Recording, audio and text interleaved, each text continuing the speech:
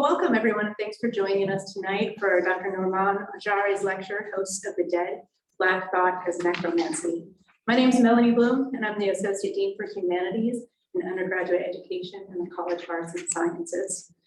On behalf of the University of Nebraska at Omaha, the College of Arts and Sciences, and the College of Communication, Fine Arts, and Media, I'm delighted to welcome you all here and online to the first of a four-part lecture series entitled Flesh It Out, the Body, Hospitality, and Their Material Entanglements. This innovative program was initiated by curator Sylvie Fortin as an integral part of the exhibition, I Don't Know You Like That, the Bodywork of Hospitality, currently on view at Bemis Center for Contemporary Arts and developed in collaboration with UNO Medical Humanities, Ted Kooser Center for Health Humanities, and more specifically, Steve Langen, who's here tonight, Dr. Amy Morris, and Dr. Joan Caffrey, with the input of many others. Collaborations such as this are both rare and precious. They amplify our respective missions, empower fresh thinking, create opportunities for students and faculty, and contribute to our community's dynamism. By centering intersections between the arts and humanities, this public lecture series creates a platform for exploration and conversation. I'd also like to thank the team here at UNO's Barbara White's Community Engagement Center for the technical support today. Today's event will have three parts. It will be launched by Dr. Ajari's lecture, which will last about 15 minutes. And then UNO's Dr. Nikitah Imani will respond and share thoughts for about 10 minutes. Finally, the last 20 minutes are reserved for your questions, and we'll alternate between questions from on-site attendees and those remote participants. If you're joining us on Zoom tonight, please share your thoughts, queries, and comments in the chat, which is located at the bottom of your screen. Tonight's event is being recorded, and that recording will be published on Bemis Center's website and Vimeo channel.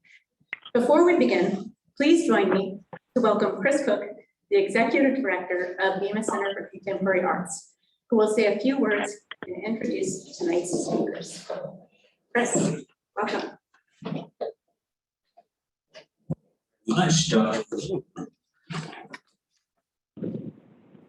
Good evening, everyone. It's good to see all of you here, and thank you for those of us joining us in the virtual realm. My name is Chris Cook. I'm the Executive Director of Bemis Center for Contemporary Arts, where the exhibition, I Don't Know You Like That, the Bodywork of Hospitality, is currently on view through March 20th. You can experience the exhibition firsthand in our galleries located in Omaha's historic Old Market. Let's go. Learn more about Bemis Center at bemiscenter.org. Let's go. We're delighted to be here this evening at the University of Nebraska, Omaha. UNO Medical Humanities, Ted Kooser Center for Health and Humanities has been a key partner in the development and delivery of this evening's program. We're grateful for the Humanities Nebraska for their generous support of our collaboration that centers the crucial role of the arts and humanities in the magic that happens when we come together. We generously thank curator Sylvie Fortin for dreaming up this ambitious program as part of her exhibition at Bemis, and then developing this partnership, which brings together international thought leaders to Omaha and shines a light on the exemplary work of UNO's faculty by inviting several of its researchers to play the crucial role of respondent. Thanks to the Bemis team, in particular Rachel Adams, Jared Packard, Davina Schreier, and Alfredo Alvarez Herrera. In addition to Humanities Nebraska, we must tip our hat to the Andy Warhol Foundation for the Visual Arts, Canada Council for the Arts, Council of the Arts and Letters of Quebec, Institut Français, Nebraska Arts Council, and Omaha Steaks for their trust and support of the aforementioned exhibition and related programming, including tonight's lecture, which is the first in the series, Flesh It Out, Body, Hospitality, and Their Material Entanglements. I'm delighted to introduce Dr. Norman Ajari and Respondent Dr. Nikitah Imani, and I look forward to a lively conversation after their talk. Norman Ajari is lecturer in Francophone Black Studies at the University of Edinburgh. He holds a PhD from the University of Toulouse, France, and his research interests comprise critical race theory, Africana philosophy, Black male studies, and continental philosophy. His first book, Dignity or Death, The Ethics and Politics of Race, was published in 2019. And his latest book, Noir Sur, was published last month. I'm going to take He has lectured internationally in academic and arts institutions in Berlin, Brussels, Paris, California, New York, and this evening right here in Omaha. Dr. Nikitah Imani is professor and former chair of Black Studies at the University of Nebraska, Omaha. He earned his BSFS in International Politics, Law, and Organization at Georgetown University, and an MA in Political Science and an MA and PhD in Sociology from the University of Florida. Dr. Imani's scholarly books and articles concentrate on Africana societies, cultures, spiritualities, and worldviews, and the implication of these for the African diaspora and the world. Dr. Imani is president and CEO of Faith for Word, a multimedia and educational consulting company, and currently serves as the chairperson of the DEI workshop at NASA. Thank you again for being here tonight, and please join me in welcoming Norman Ajari.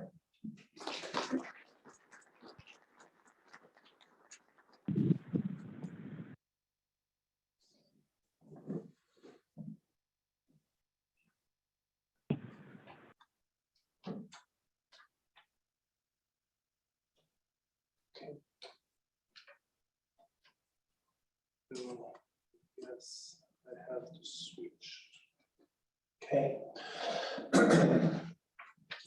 Hi, everyone. You hear me? You hear me okay? I don't really know how to place this thing. Maybe this way would be better. So thanks, everyone. Thanks, Sylvie, for the invitation. Thank you for this very strange, very bizarre choice of having me discussing those questions, especially the question of hospitality. To be frank, was not particularly aware of once I had notions. So this text is, let's say, it's an exploratory text. It's a sort of an answer, a response to this invitation, to this invite to think. So nothing here is completely sure, self-assured. Nothing here is immutable. It's an experimentation in the history of philosophy, Black thought, Black studies, and sort of exploration of some of those critical themes I was asked to think about. But some events led me to consider those questions, those themes, those concepts, especially the concept of hospitality under peculiar light. Since last month, I gave a talk in Brussels, Belgium, to promote my last book, this very book, entitled Noir Sur. And the book is a reflection on pessimist themes in contemporary Black thought. And one of my core arguments in the book is that such pessimism, Black pessimism within intellectual movements such as Afro-pessimism, critical race theory, or Black male studies today, this pessimism is not aimed at Black people, but it's aimed at white polities. It's not a renouncement to Black liberation, quite the opposite. It is a renouncement to the idea that solutions to problems faced by people of African descent would necessarily lie outside of themselves and their communities. So I claim that genuine disenchantment and distrust toward majority white societies is the indispensable prelude to Black radicalism. And the liberal illusion that true progress was accessible to Black people under the aegis of the Western state was an illusion that put centuries-old projects of intellectual and political autonomy, such as Pan-Africanism, Black nationalism, in abeyance. It is clear to me that our losing sight of the Black radical tradition at the benefit of European systems of thought and political institutions could only be detrimental to us Blacks. After my talk, a white woman from the audience came talking to me and opened up about everything she disliked about my views. One of her major grievances was that such a theory threatens to impede hospitality.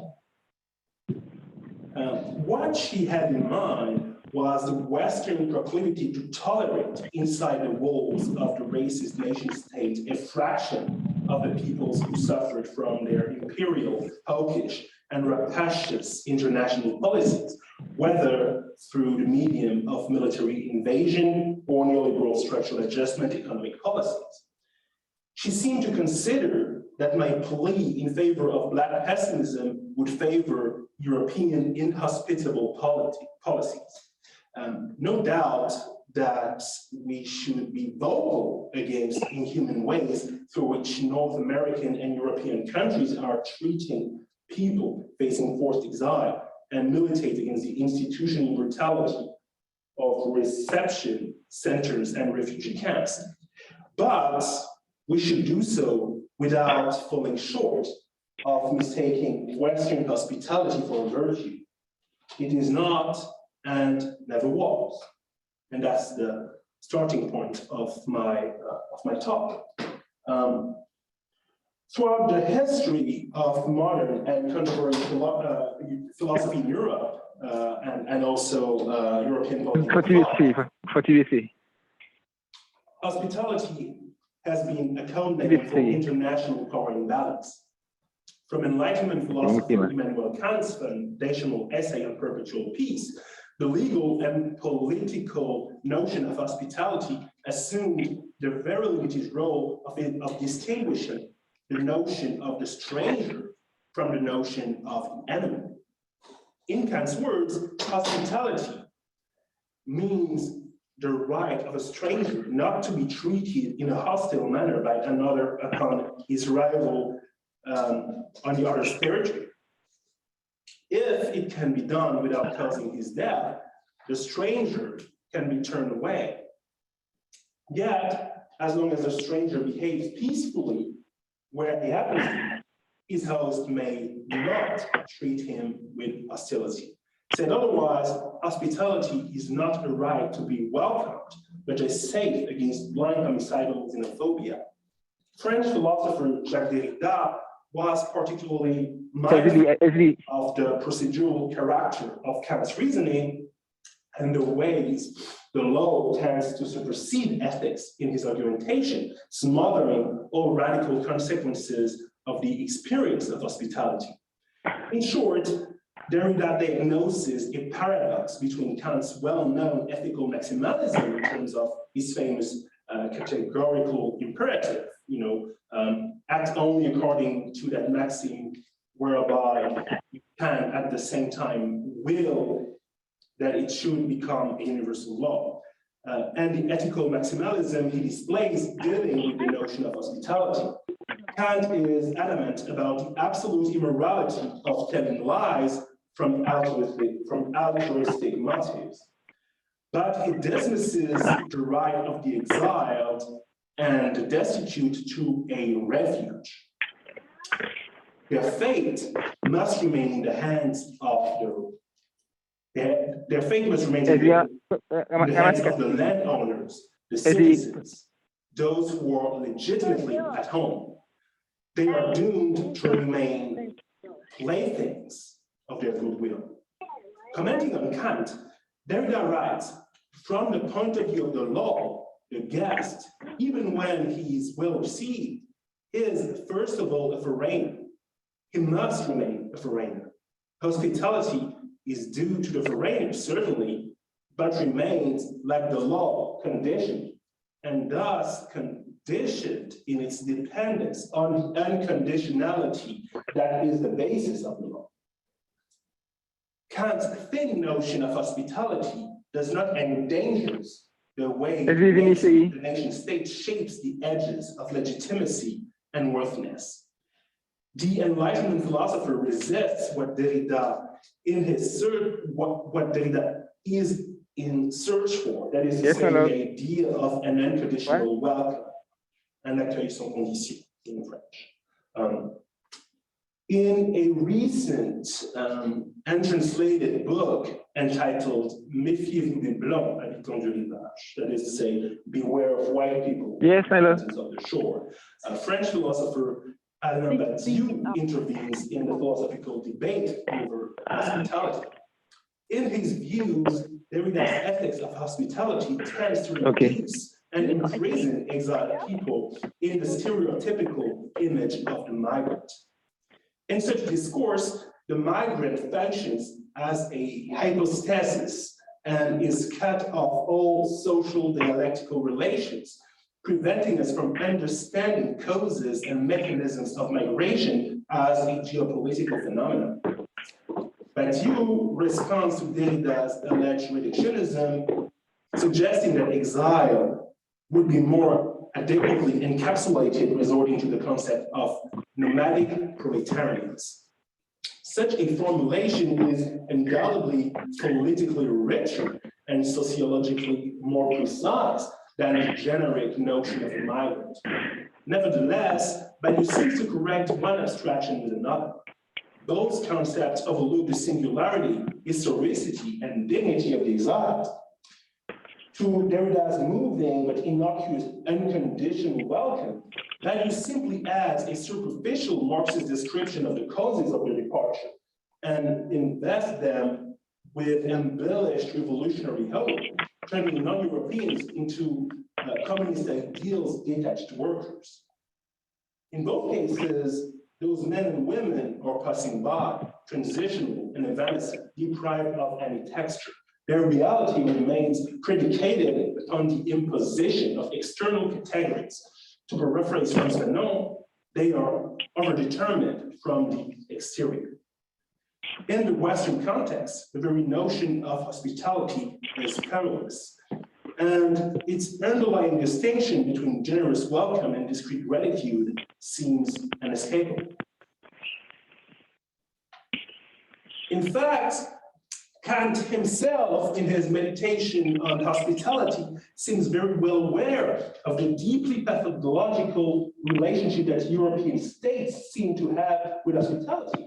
He writes, if one compares with this inhospitable behavior of the civilized state in our part of the world, especially the commercial ones, the injustice that the latter shows when visiting foreign lands and peoples, which to them is one and the same as conquering those lands, and people, takes on terrifying proportions. America, the Negro countries, the Spice Islands, the Cape, etc., were at the time of their discovery lands that they regarded as belonging to no one, or the native inhabitants counted as nothing to them.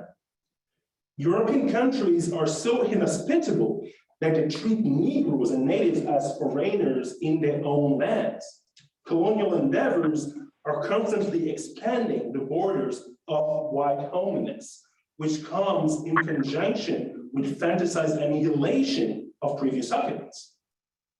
Kant, as a distant but attentive witness of the emergence of globalization, describes a world in which Negroes are nowhere at home, since Negro countries are turned into a white man's land.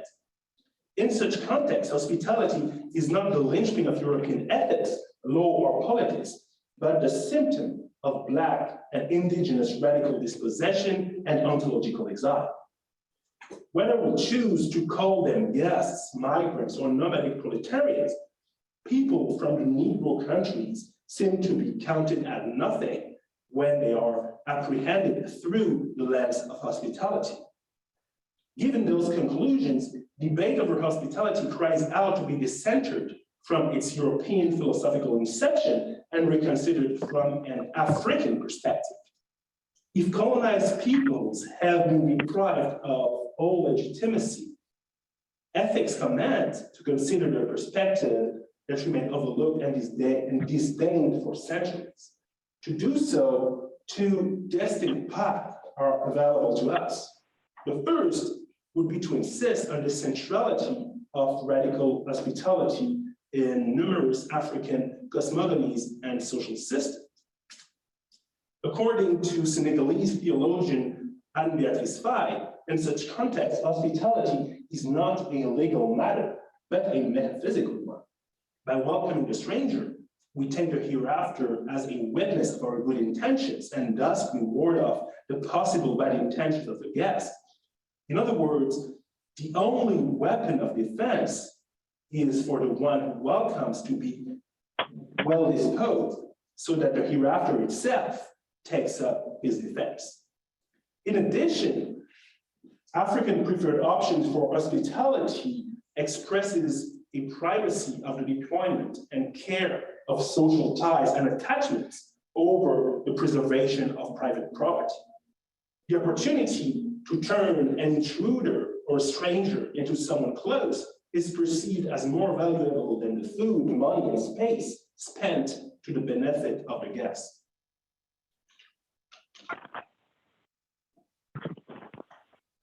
Such worldviews remain fundamental in the functioning of numerous Black communities in Africa, but in the diaspora as well. Nevertheless, a one-sided focus on African generosity tends to obfuscate the consequences of the colonial conquest Kant so eloquently described. We must think this metaphysical sense of hospitality together with what Black studies scholar Frank Wilderson diagnoses as the world homeland cannot be reconciled with Africa. Far from being a dismissal of the centrality of the African reference to artistic and political endeavors of the Black radical tradition, Wilderson's remark insists on how Africa and its diaspora have been historically deprived from their ontological claim to homeliness and domesticity. Chattel slavery, 19th century partition of Africa, contemporary neoliberal dissolution of Caribbean and African political sovereignties are symptoms of what we may call Black ontological exile. A situation in which rootedness is an illusion since it is deprived from power and legitimacy. Descendants of people extracted from West Africa to be sold as slaves in the so-called New World are doomed to remain in the ignorance of their ancestors' native languages, places of birth, ethnicities, traditions, deities, and occupations. Ontological exile is akin to empirical forms of exilic experience, but also differs from them on some fundamental regards. Palestinian post-colonial theorist Edward Said showed us the way to this concept, describing the condition of the exilic thinker as a state of never being fully adjusted, always feeling, I don't know what it is. Okay. I can okay. The state of never being fully adjusted, always feeling outside the chatty, familiar world inhabited by native, so to speak, tending to avoid and even dislike the trappings, the trappings, the accommodation and national well-being. Exile for the intellectual in this metaphysical sense is restlessness, movement, constantly being unsettled and unsettling others. You cannot go back to some earlier and perhaps more stable condition of being at home. And alas, you can never fully arrive. Be at one with your new home or situation. To that description, ontological exile as the idea of being part of a community deprived from either the very knowledge of its point of origin or the empirical benefits of citizenship. Said describes exile as a discrepancy between the self and mundane preoccupations, an aptitude for material as well as ideological domesticity, and incredible, irreducible landlessness. Ontological exile renounces the very idea of a point of departure or point of arrival. It manifests itself through what Jared Sexton called the landless inhabitation of selfless existence. Yet, when considering the history of the Black radical tradition, we cannot help but being astounded with African propensity to create communities in dire situations. Quilombos and Maroon communities exemplify this sacred dimension of hospitality. Paradoxically, Black communal springiness may be interpreted as a side effect of Black ruthlessness, a capacity to privilege horizontal relation-making or vertical affection for land, territory, and domesticity.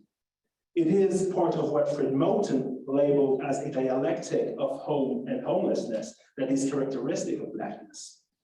The miracle of how Blackness managed to remain hospitable to themselves, Blacks managed to remain hospitable to themselves throughout centuries of violent dehumanization. They maintained the conditions for their own humanization. Nevertheless, Black singular collective capacity for survival is not self-explanatory. Recurring character of Black's existence may be investigated and related to its principle, its essential motor force. According to Anne-Beatrice Fay, it has to do with how African worldviews relate to the hereafter. The peculiar relationship between Black thought and what lies beyond life may very well be one of the secrets of the Black radical tradition's political and philosophical endeavor. Western thought is built upon the idea of a mutual exclusivity of life and death. Ancient Greek philosophers made that point extremely clear, and reason itself is under condition of this assumption. In the Apology, Plato defines death as what lies beyond knowledge, beyond the boundaries of the knowable. Plato writes, for let me tell you, gentlemen, that to be afraid of death is only another form of thinking that one is wise when one is not. It is to think that one knows what one does not know. This, I take it, gentlemen, is the extent and this the nature of my superiority over the rest of mankind. And if I were to claim to be wiser than my neighbors in a respect, it would be in this, that not possessing a real knowledge of what awaits us in Haiti, I am also conscious of what I do not possess. Death, according to Plato, cannot be an object of knowledge. It is not something our intellect can get familiar with. A few decades after Plato, Epicurus radicalized his philosophy of death. It used to believing that death is nothing to us, writes Epicurus. For all good and bad consists in sense experience, and death is a privation of sense experience. So death is not only beyond knowledge, it is beyond sensitivity as well. It is an utter absence of sensation that deprives death from the status of a thing. It is the unthinkable and imperceptible. In other words, in Plato, and even more clearly in Epicurus, death becomes synonymous with nothingness. In that sense, an Badiou affirming the rights of the immortal, affirming in their own rights, or the rights of the infinite exercised over the contingency of suffering or death and death is completely unoriginal. He repeats a plurilineal European assimilation of life with being and death and nothingness. Therefore, to formulate an elusive dream of immortality appears as the only way to conjure the inescapability of death and dying. If we think of ancient Greece as a whole, the civilization possessed numerous other narratives and philosophies about death and the hereafter. But the rationalist principle of mutual exclusion triumphed and shaped European dominant role. Crossing the frontier between life and death is seen as a highly unusual, if not taboo. It is either a paranormal, ghostly happenstance or a sacred miracle. Under this paradigm, life has to do with knowledge and being, whereas death is meddled with the unknown and with non-being. However, acknowledging Blackness and peculiar forms of violence that targeted Black people throughout the modern era endangers the neatness of this divide between life and death. Cameroonian political thinker Achille Mbembe writes, sovereignty consists in the power to manufacture an entire crowd of people who specifically live at the edge of life, or even on its outer edge. People for whom living means continually standing up to death, and doing so under conditions in which death itself increasingly tends to become spectral, thanks both to the way in which it is lived and to the manner in which it is given. This life is a superfluous one, therefore, whose price is so meager that it has no equivalence under whether market or even less human. This is the species of life whose value is extra-economic, the only equivalent of which is the sort of death able to be inflicted upon it. Black life is infused with death insofar it is a life no one claims responsibility for.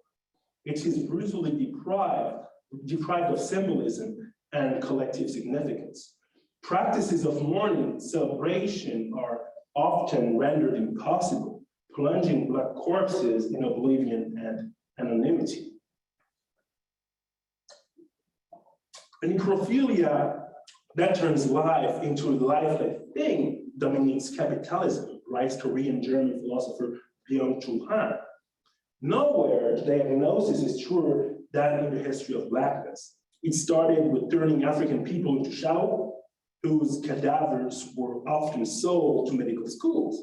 But the sordid traffic of Black bodies and corpses never truly ended. A recent case, very reminiscent of George Floyd's that took place in Belgium, is particularly close to my heart. Lamine Bangoura was a 27-year-old Belgian Black man of Guinean descent, a professional soccer player living in Rollures, Flanders. On May 7, 2018, he was killed at his home, surrounded by a group of 8 police officers. As it is often the case with police killings of men of color, what strikes the most is the insignificant character of the reason for their execution. The policeman came at Mr. Bangoura's place with the mission of expelling him from the house due to rent arrears amounting to $1,018. Confronted to the tenant's reluctance to be forced out of the home, the officers first applied a chokehold in order to incapacitate him and make him fall to the ground. Then they resorted to a knee-to-neck restraint while he was handcuffed. The very technique that killed George Floyd had made another victim.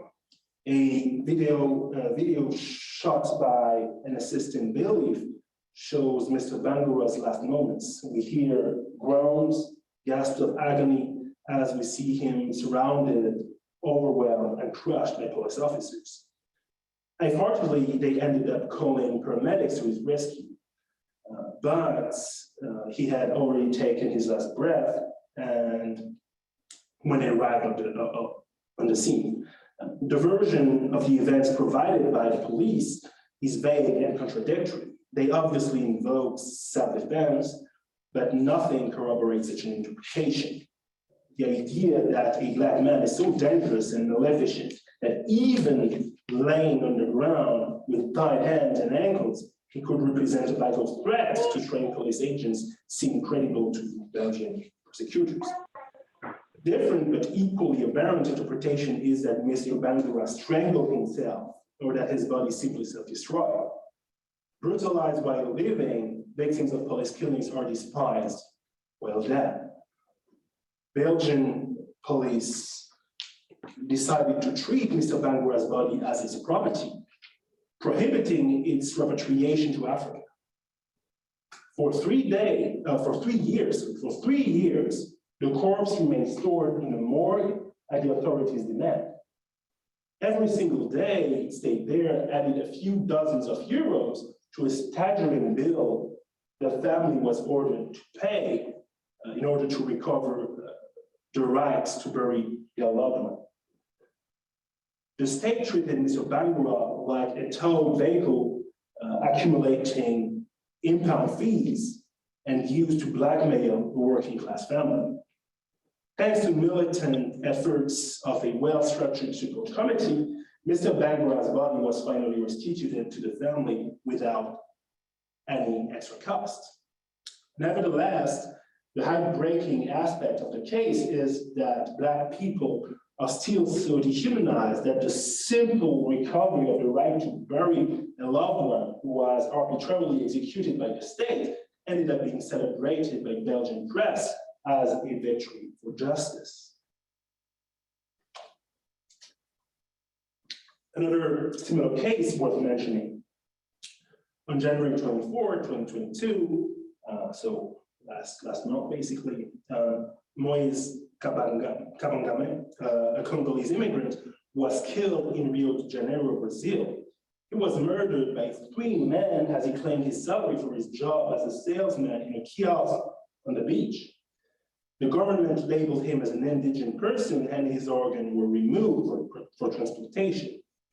Thus, anti-Blackness contributes to the health of the nation by on death of young Black men, providing it with implements to heal and fortify its legitimate and valued citizens.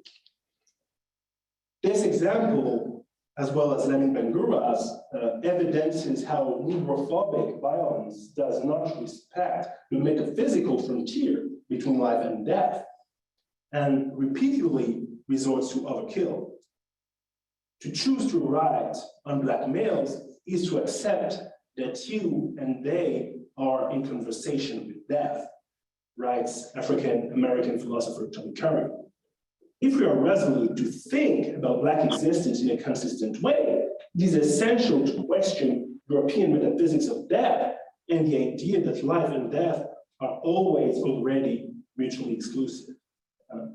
European countries and settler colonies built according to European ideals are, in fact, inhospitable to Black people. Or, to put it more accurately, they are inhospitable to Blacks as people, that is to say, as human beings. They have historically, these institutions have historically been interested in Black workforce, interested in Black entertainment and Black cultural artifacts. They're interested in Black performance, Black money, and Black organs to our best. All these operations imply to turn Black lives into zombified things. Anti-Blackness produces regimes of sovereignty and overexploitation in which our reassuring Western economy of life and death is systematically put in jeopardy.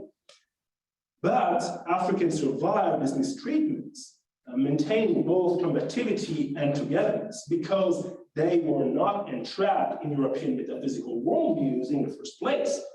Blacks survived thanks to their capacity to mobilize and reinvest creatively African ontologies in which death is not defined as a door of no return.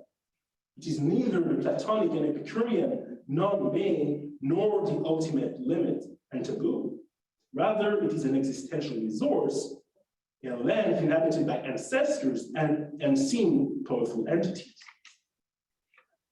African-American political thinker Sid Robinson famously defined the Black radical tradition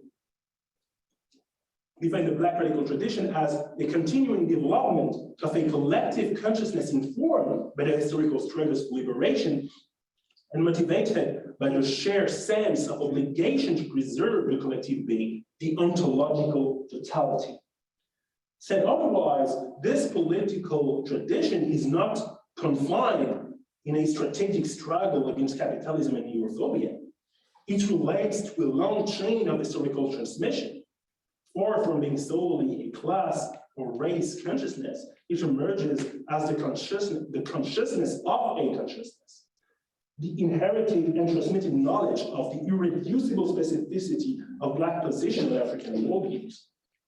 Yet, Robinson falls short of defining the seminal notion of ontological totality, leaving his readers with the delicate task either of deducing it after his writings or of elaborating it from an examination of the documents of the Black radical tradition itself. A common understanding is that it consists in prioritizing the communal and the metaphysical over the material. Such an interpretation intersects with aforementioned Anne-Beatrice Weiss's definition of African hospitality as a unique care for the thriving of humane relations. With his incomparable loquaciousness, Fred Moten names it Black optimism and describes it as follows. Such optimism, Black optimism, is bound up with what it is to claim the oppositional runaway phonoptic Black operations expressive of an autopoietic organization in which flight and inhabitation modify each other that have been thrust upon us. The burden of this paradoxical aleatory goal is our historicity, animating the reality of escape in and the possibility of escape from. Nevertheless, all those definitions of Black ontological totality seem to focus on terrestrial inhabitation at the detriment of the important dimension of the dialogue with the hereafter. As mentioned above, historically, Blackness relates to a combative inhabitation of the interstices between life and death, hospitality for the dead, an ontological totality that excludes the dead and cannot be the Black ontological totality in the strictest sense of the term.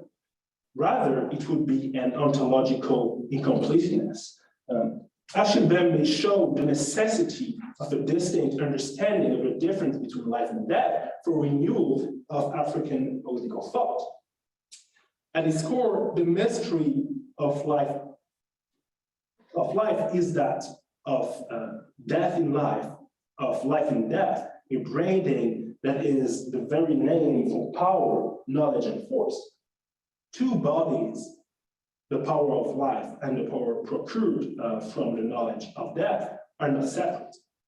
One works the other is worked by the other, and the function of clairvoyance consists in making such work reciprocal in the clarity of the day with a lucidity of spirit. These are the conditions required for any confrontation with the threat of the dissipation of life and the desiccation of the living. Life springs then from the split, from the doubling and disjunction. Death does as well in its ineluctable clarity, which itself is also like the beginning of the world, a gushing emergence, a sudden appearance.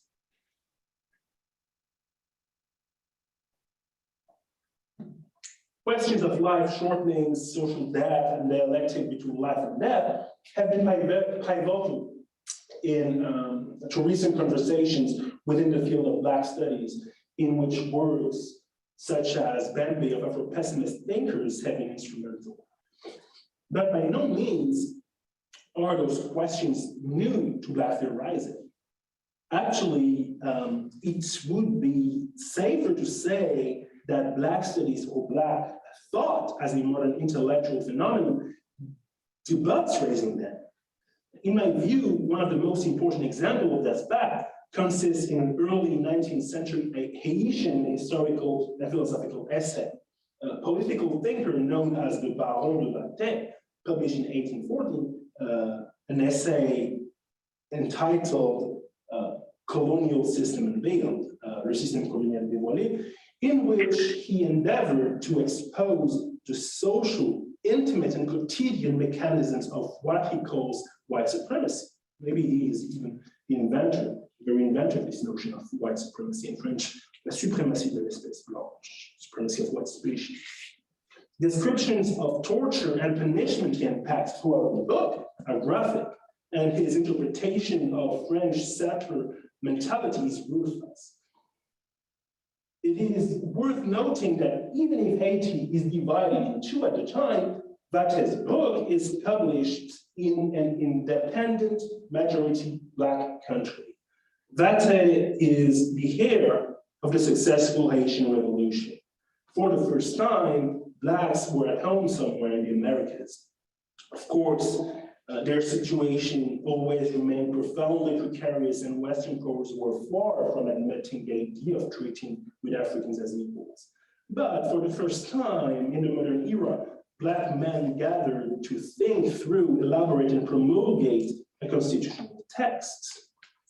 Despite its chaotic character, the chaotic character of African affairs at the time, Vastey's œuvre should be read as the intellectual continuation of the country's act of independence. And Black independence is not something one promulgates lightly.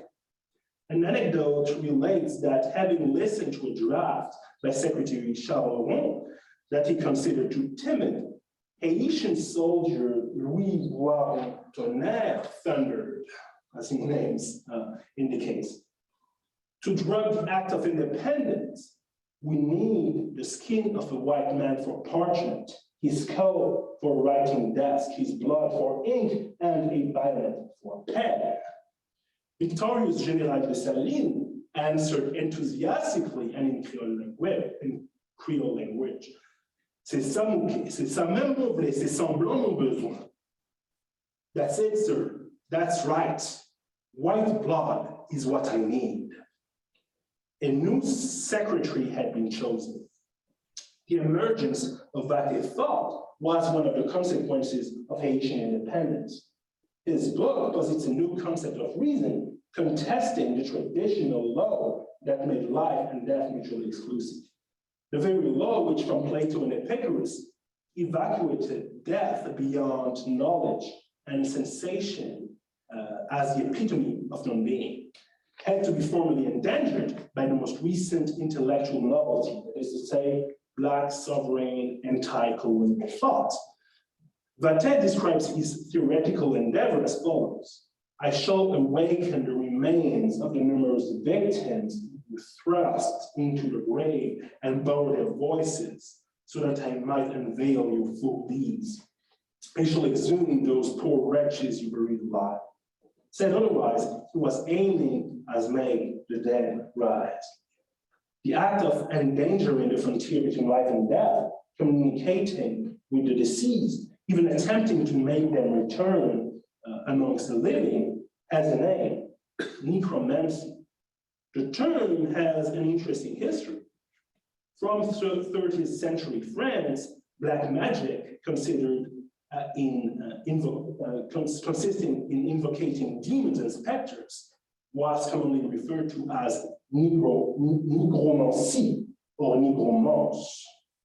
In other words, the Greek word necros, meaning death, was substituted by the Latin word niger, meaning black.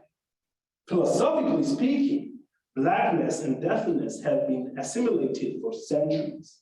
The Baron de Vastey is a necromanticus, in Latin, a necromancer and a negromancer. His work shows that from the inception of Black radical thought, its ideal subject of knowledge has been the Black victim, violently crushed by anti-Blackness and returning from the dead. The only truthful perspective of thought through which consider the world is through the eyes of the beheaded men and women that it keeps describing. Necromancy as a form of hospitality addressed to the deceased is a mode of knowing adequate to a consciousness that has been forced into a world fundamentally shaped by indignity, violence, dehumanization, and loss. Blacks have been forced to lead by the external frontier of life, but to them, it didn't appear as an arid, desolated place, but as a resourceful world which irrigated that political, literary, philosophical, and artistic imagination. From the perspective of the Black radical tradition, as I understand it, the plan of reality we generally perceive is always dissimulating Zermestad, constituted by all the lives that were denied dignity, civilizations that were crushed, and forms of humanity that were deemed inhuman. As a tradition and as an academic discipline, Black thought and Black studies respectively are not part of the humanities. They would rather be labeled as the inhumanities. They provide us with the theoretical tools apt to scrutinize this underworld of undead existences whose denial shaped the white supremacist, negrophobic, and Eurocentric world we now inhabit. Western debates over hospitality are built upon the denial of hospitality for the dehumanized dead, since their acknowledgement fundamentally endangers white nation states' grand narratives.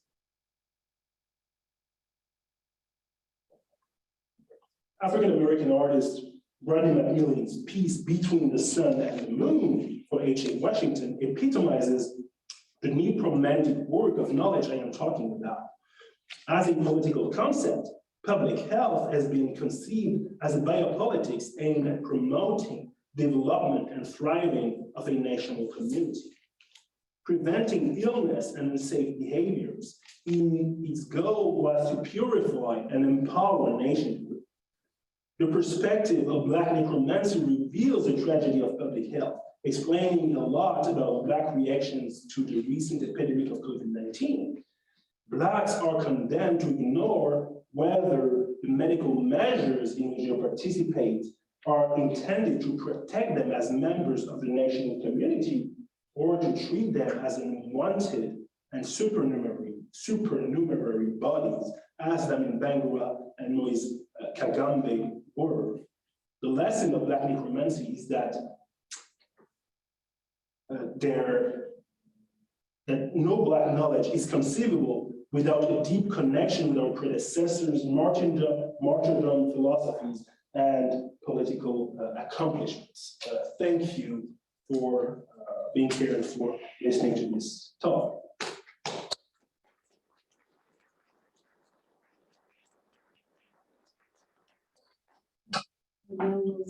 For a conversation, so give us 2 minutes to rearrange the furniture.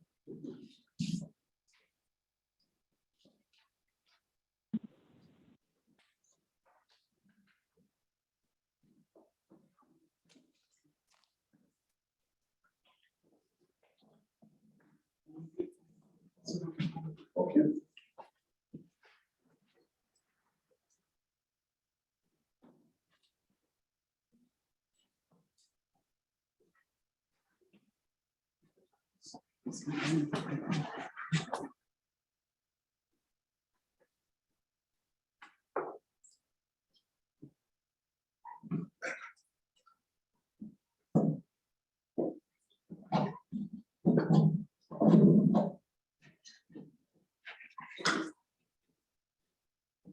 Testing.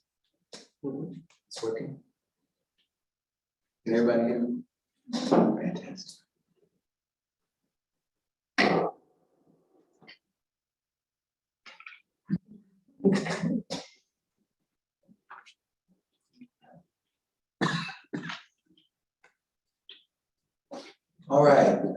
believe we have all been moved and empowered by Dr. Ajari's excellent presentation. Thank you so much for being here and sharing with us. Thank you. I wanted to take just a few moments to talk about some of the themes that came to my mind as I was looking at what you were talking about. It was interesting that you brought up the concept in general of necromancy. And some of my own work has been on African traditional religions and philosophy. And there is this role that is analogous to the necromancer, the priest or priestess who awakens the spirit of the dead for positive invocations of the spirit on behalf of the community. And I thought about a central part of the rituals associated with that resurrection of the dead was the sacrifice. The notion of the sacrifice, often a blood sacrifice, but the sacrifice had to be made. It was the sacrifice which opens the door for the entry of the ancestor into the present. And that caused me to wonder if we might not have in Eurocentric discourse and Western discourse what I call an incomplete ritual. And I say an incomplete ritual because there's not the willingness to sacrifice. As I understand this idea of hospitality, in the African sense, it is the making of home, even in a place that's not home. And home in the African tradition is very much associated with, in ancient North Africa, for example, the verb dab, which is normally translated as the verb to be, but a more accurate translation would be to be in the act of becoming. The suggestion being that I was, I am, and I shall forevermore be. And then home is the environment which optimizes that existence. If you're not optimizing that existence from an African perspective, then you're not being hospitable. My suggestion, and I wonder what you think about that, is the idea that perhaps the discourse on hospitality has been replaced by another discourse, which I call the discourse on tolerance. Hospitality being the full invocation of your humanity and my embracing all of its nature, problematic or otherwise. Tolerance being me maintaining my determinate sovereignty and superior position and social and political power, and then allowing you the privilege for which you should be extremely grateful of being part of that. I wonder if that's a reflection that that connects with. Yeah, that's it. Yeah, I completely agree. I completely agree with what you said. Thank you for this wonderful interpretation. Yeah, I think this notion of tolerance is particularly relevant indeed. It is a way of not accepting difference as difference, but as accepting its existence as long as it doesn't endanger or even threatens the idea I have about my society, about myself. I think it's a symptom of what is fundamental, I think, to Western European political thought, political philosophy, that is to say, the incapacity to think equality and difference together. Like, there is no possibility to conceive that if someone is different, it could be my equal. And obviously racism and anti-Black racism is the strongest and deepest example of this incapacity to think those things together. But I was also fascinated with your insistence of this notion of sacrifice. It is in this whole thing of the book on Black political tradition, the book Black Marxism. There is this idea that Robinson develops that Blacks have a tendency to sacrifice themselves rather than giving up on their cosmogonies and togetherness and all those things. Whether on the other hand, colonizers, they have this tendency to sacrifice other kind of people, right? People like, so yes, toleration and execution are in a way part of the same metaphysical idea that another form of reality, another form of existence is not something that I can relate to. There is no relationality. It is something that is set apart, either radically under the guise of empirical destruction, or just by ignoring it and considering that I have nothing to do with it. It's just that, yeah, I acknowledge this existence, but I do not recognize it in the full sense of the term. It's just that maybe I will, I will have some use for it later. So it's more like a stock. Understood. The other point I wanted to raise, and I wanted to keep my comments at a minimum to allow our audience to participate, was this notion of homelessness and exile, which is an important part of the literature of Africans writing about as they interrogate or deal with white supremacy ideology, Eurocentrism. They inevitably come back from Du Bois' concept of double consciousness, and somehow not being this identity, not being that identity, and attempting to find a place to exist. And this idea of exile, which at one point was seen as tantamount to the death penalty. In fact, I had an African elder one time who told me that to be exiled from the social community, as the local social community, was in fact the death penalty. It was the worst thing that could happen. And all of the rhetorical and social things that Africans do to make you a part of the community, because the notion of you somehow not being included leads to a kind of fundamental universal disharmony. And I just thought that was really, really interesting. And I came across a text one time that suggested that it was actually Western man, the colonist himself, who exiled himself as a function of his own philosophy. That in a sense, what had been lost, we certainly know that African humanity was being lost. But to the extent that the Western discourse was kind of in a dialectical relationship, where in order for me to reject the epistemological other, I also have to reject some fundamental things that are human in me, that there was a created exile, philosophical exile of Western culture, Western society from the rest of humanity. And that maybe that was a central focus of, kind of a philosophical problem that should be dealt with. Yeah, I think it's very, very profound. That's this thing. I don't know if it's at its roots, but it relates with two different conceptions of the polity, the community, and even the law. I think the African traditional concept of a trial is built upon this different way of seeing the world, that once someone's committed crime or felony, this person puts himself or herself outside of the community, and the goal of the trial is to rebuild this broken link or relationship. And when you read, books about European the functioning of the European legal system, like Foucault's book on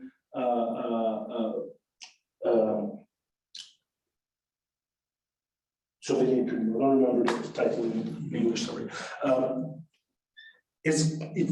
It always has been a completely different way of seeing things. It's always practice of inventing ways, like torture at the beginning of the Foucault's book, of excluding or casting out the more radical ways possible the wrongdoer. And obviously, if you have people like Black people who are inherently criminal, you have to find a way to, as you say, abolish the very notion that you can have a relationship with them. either romantically, sexually, intellectually, religiously, like all those things. So I think, yes, it's absolutely, I can completely agree with what you just said. Thank you so much. I appreciate your responses to my kind of off the cuff thoughts. And I think it's appropriate at this time to open the floor to those who are in our audience who may want to share questions or comments. Please. I'm Linda Williams, I'm an architectural historian, particularly North Omaha architecture. And this comes to mind as far as yin and yang philosophy. Is this more of a worldly thing, and Western philosophy is just on its own? So this necromancy of life and death, and it sounds like yin and yang, and I wonder if that's a worldly view and separate from Western belief system. Have you noticed that? Or what do you think about that? I mean, I think it depends on, it depends on how you define this Western tradition and how how you see the dynamics. As I said, there are different Greek conceptions of life and death, right? They choose a certain, predominant pattern of thinking of those things. You have even, authors who are pivotal to those to this tradition. People who are like someone who's very interesting in that regard. It's Augustine, Saint Augustine, right? Because he's the founder of the intellectual founder of the Catholic Church, but he's an African at the same time, right? And you see in the confessions, you see the struggle between those things, how he is one of the first authors in Latin to talk about death in life and life in death. Because to him, it's the fact that the world is corrupted with sin and corrupted with a sort of perpetual decay, as he describes it. It is a sort of the way life is always consumed with non-being and with death. But he wants to conjure this thing, and he finds in the Catholic God, he finds a being that is absolutely beyond death. He finds something that is completely immutable, not apt to corruption and all those things. So, and I think there is always this kind of struggle, but I think the process of the way Western reason shaped itself, it was by, as you see in Augustine, because it is the question at hand, how to find a way of thinking the absolute separatedness between life and death. And it's a struggle. So it's not something that comes easy, right? It's kind of one of the most central struggle in Augustine when he basically invents one of the most influential ideologies of the Western world, Christianity and especially Catholicism. So it doesn't come easy, but it is the idea that wins, in this market of ideas, in those competing ideas. It is what appears as the more rational idea. And I said, we're tempted to say that in Christianity, you have those miracles, you have paradise, you have hell. But it's really a way of making all those things really supernatural, really rare. Like it's not like death are part of our everyday reality. Quite the opposite.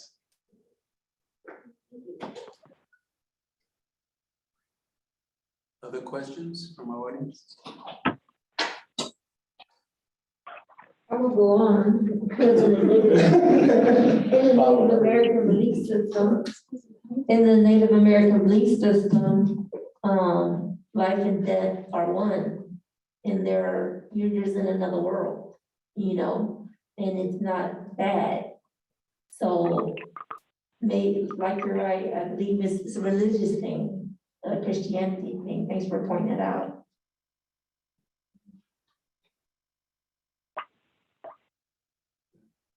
Other comments? I can't resist, Nikitah. The incomplete sacrifice idea.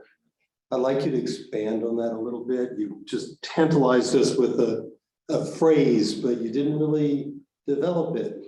And I think you're onto something there, but I'd like to hear you talk a little more. Right, I didn't want to make this about me at all, but I really was just talking about this concept of necromancy and invoking the dead. And we wouldn't say the dead if we really were operating in those systems, invoking those beyond, invoking the ancestors, invoking the transcendent.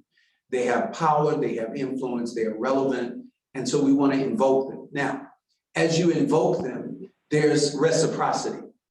They're giving, you're giving. And in the rituals that are going on, there are physical gifts often involving, and it's called the sacrifice, and it may be a blood sacrifice, it may be the killing of an animal, it may be, now there are traces of this also in the Western tradition, but I argue that it becomes more symbolic in the Western tradition. In many African traditions, it remains quite literal. And so in order to do this ritual, in order to make the magic work, you have to have all the component parts. And that notion that I must give of myself, the community must give of itself to actualize the power in the ritual is central. And in following this metaphor of necromancy as being this kind of competing rhetoric between white supremacy and Eurocentrism and Black life and Black humanity, to the extent that we apply that, then there must be a sacrifice to resurrect the dead in that notion. And the sacrifice would be to embrace a more inclusive definition of humanity than has been done. And that requires, for example, that I deconstruct whiteness. My unwillingness or inability to do that, depending on how you describe that, means that I have, that's what I'm calling the incomplete ritual, is that I have the substance of necromancy where I'm going to resurrect the dead, in this case, the life, the humanity, the concept of humanity in a civilization. But I cannot complete that ritual because I'm not willing to make the sacrifice, because in the process of giving the sacrifice, I must deconstruct my own superiority, my own power. And that's the way in which I'm using the metaphor. Thank you. Now, how does that apply? How do you receive that in relation to, I mean, he was kind of inspired to drop it into the conversation because of what you were saying. But how do you hear that, and how does that kind of work itself into or out of what you were developing in your presentation? But it's a lot. I think I will have to think more about it, but I will definitely meditate this. I think there's a lot to do here, but it's a little too early to deploy it to its full extent. But what did, and I don't know if it relates directly to the talk, but at least what I would like to investigate in this idea is how, to perform a sacrifice, you need to sacrifice something you love, right? How does it relate to, in a white supremacist society, our capacity to love, right? The potential, to perform a sacrifice. How are colonizers, colonists, slaveholders apt to sacrifice anything they may love, anything they may appreciate, or I think that there is something I'd like to unpack here, but as you hear, it's really sketchy. It's just what strike me in the interpretation. Fair enough. Quite fair. Other comments and questions? I guess to help with that process, for you to think about the Native Americans, we sacrifice food. So it doesn't hurt anyone. You're not killing nobody intentionally or killing any animals. You just have a plate of food with different fruits and vegetables and healthy things to the ancestors, and sweets and candy and all that stuff. That's just simpler.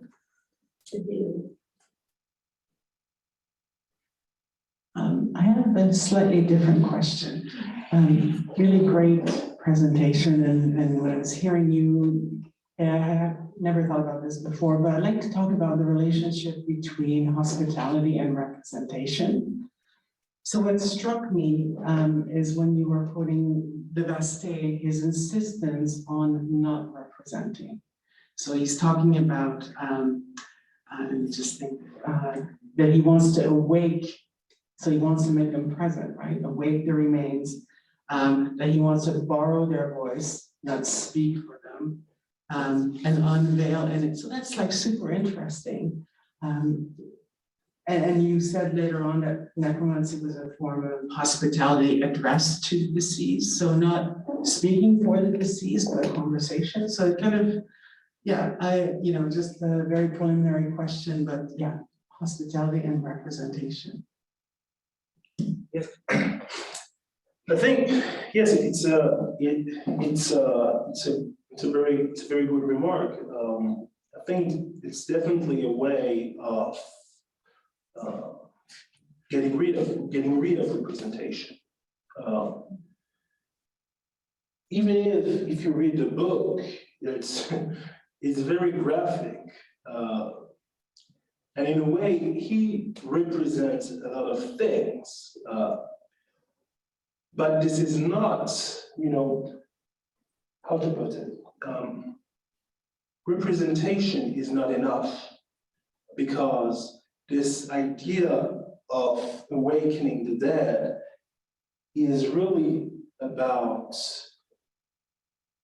not only having the representation of what's going on, but in addition, the subjectivity that lives in it, the full package. To see something, it is something. But in a way, it isn't a way of in advance answering the situation Saidia Hartman describes at the beginning of her first book. What's the title again? Scenes of Subjection. When she describes, abolitionist discourse, with this trope, imagine it were your child, imagine it's a black kid, imagine it's a white woman, imagine it's a white person, right? You have this possibility to depict images of violence against black people, but there is no access, as we said about relationality, there is no relationality, there is no access to what, the idea of a black subjectivity is something that doesn't exist. So representation is not enough. You need something more. That is to say, you need to be with the deceased. You need to have this knowledge and this sensation. There are two things Plato and Epicurus excluded. So it has to be more than representation, because there's no representation of slavery possible magically. It's not something that is too limited, and I think it's too limited. It's too limited of an event to be just represented.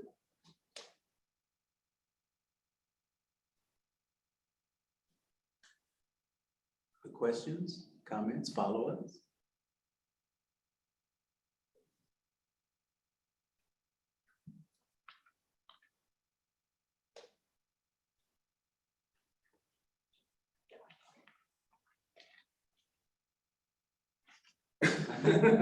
All right, then, I want to thank you. Thank you. Professor, for sharing your thoughts with us. And I want to thank all of those in attendance for being here. And those who were behind the scenes facilitating our production. I thank our audience, our virtual audience. I thank you for being here.